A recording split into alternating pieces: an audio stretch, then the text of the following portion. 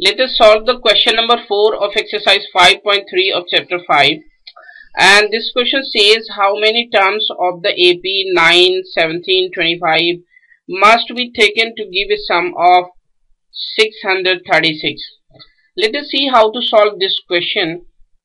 First of all, we should collect what is given to us. We are given the first term equals to 9, and we can find out the common difference by subtracting first term from the second, and the second term is 17, and we shall subtract 9 from it, we get 8. So the common difference is 8, and sum of nth term is 636, and we have to find out the value of n. Now we shall use the formula of sum of nth term of the AP, so that is Sn equals to n over 2 multiplied by 2a plus n minus 1 into d. Now we shall put the value of Sn, a and d in this formula. Sn is 636, and we have to find out the value of n. Here is 2 multiplied by 9 because the value of a is 9.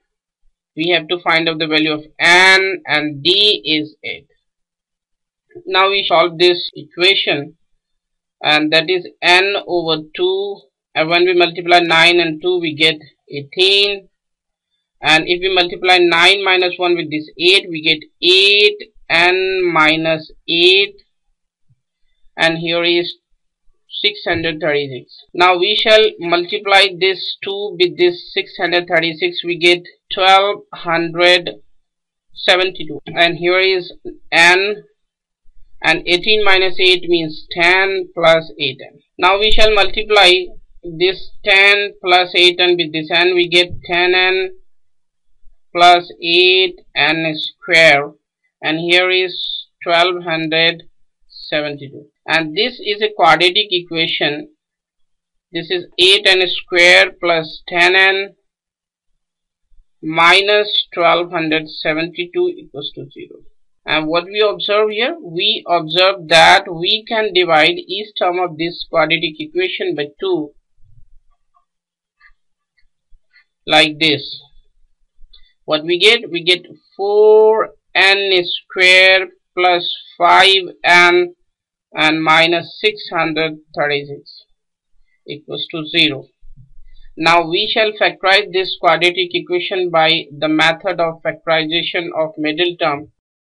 We can factorize the middle term of this equation like this. This is 53n minus 48n, and here is 636 equals to 0, and here is 4n square. And we can take common n from first two terms. We get n multiplied by 4n plus 53,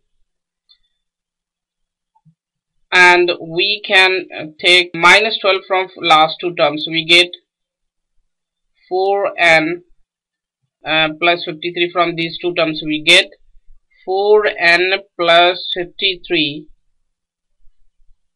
multiplied by n minus 12 equals to 0. And what we get? We get 4n plus 53 equals to 0, or n minus 12 equals to 0. Therefore, n is equals to minus 53 over 4, or n is equals to 12. But we know that n cannot be negative. Therefore, n is not equals to minus 53 over 4.